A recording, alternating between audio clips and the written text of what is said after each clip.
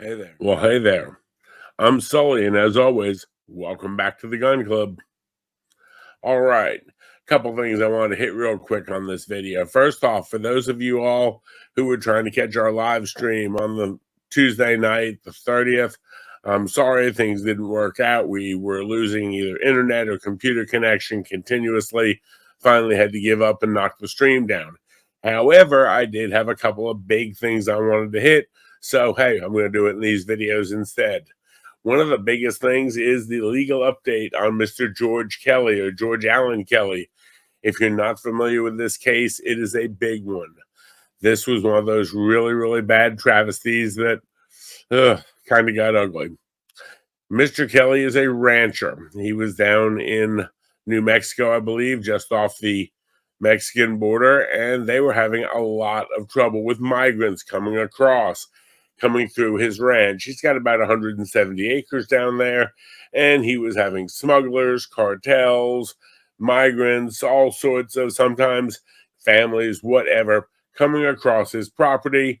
Many of the ranchers down there had crimes, had things broken into, things stolen, animals terrorized, a lot of problems going on. It was an ongoing problem.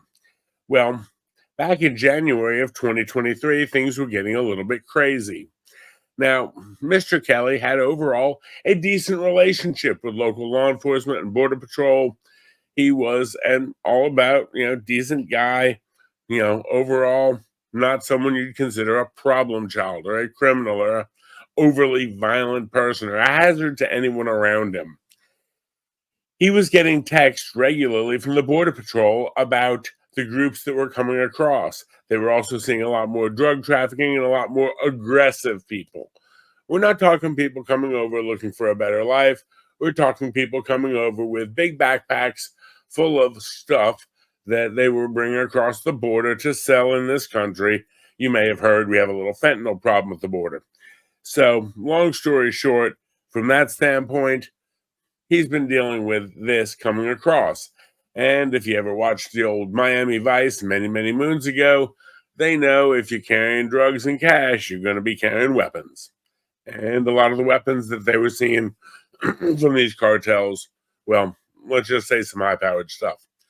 So, in the big scope of things, January 13th, he gets a text from his local Border Patrol agent, said there have been groups coming across. There was a group of 23 and a group of 6. A couple days later, he gets the thing, there's a group of 12 that have just come across. Border Patrol is warning him about what's coming across the border and likely through and up on his property. On the 27th, he had a group of 10 come across. Again, maybe doing a little damage, not much, but, tromping through his ranch.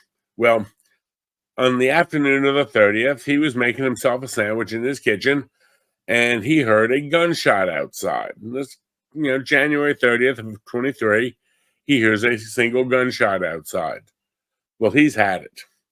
He goes outside, and he has an AK-47, and he sees a group about 100, 120 yards from the house, and he fires warning shots from his porch.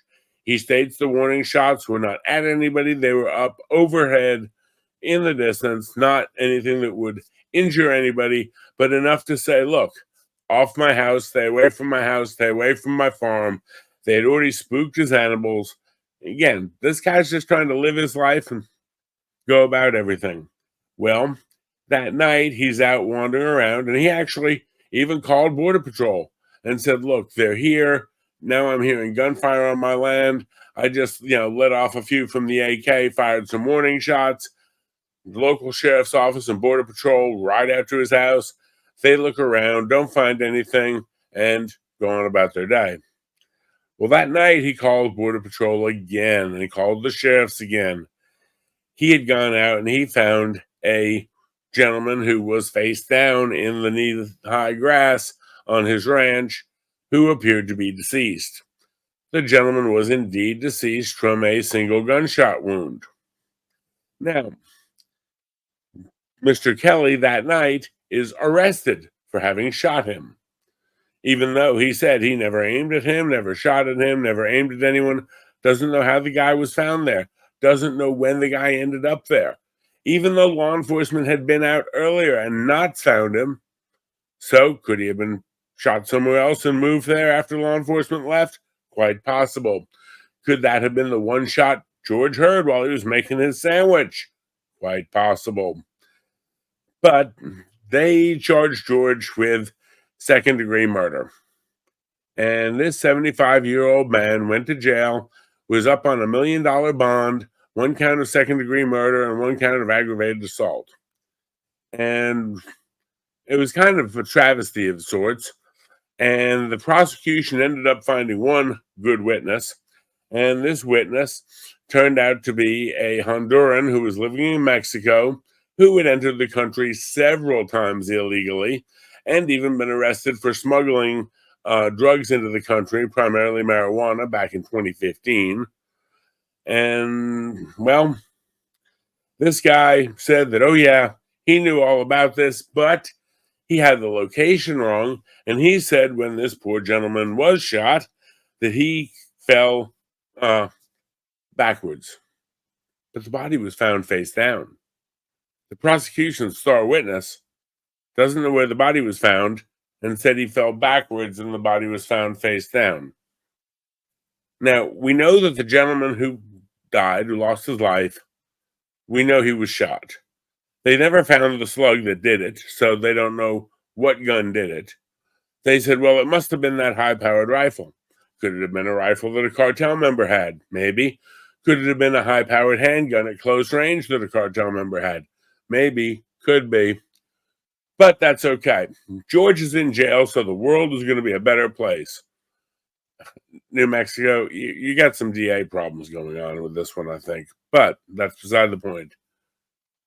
The good news is that after spending a great deal of time in jail and legal fees and everything else, the jury, who deliberated for 2 days, came up with a mistrial as of the 22nd of April. The vast majority of the jury wanted to acquit him.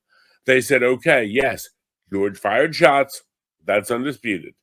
Yes, this gentleman got shot and was killed by a bullet. That's undisputed.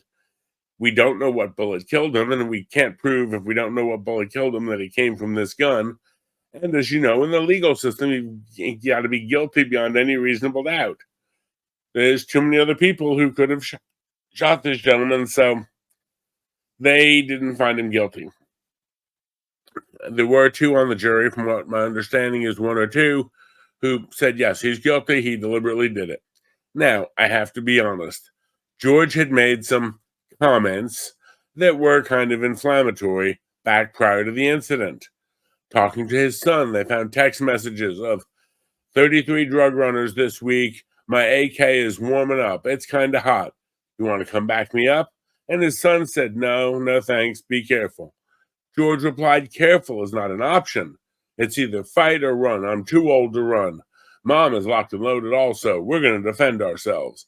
They found where he had written a book with a fantasy fiction story, whatever, about having to, deal with and deal out justice with a barrel of an AK-47 to these intruders.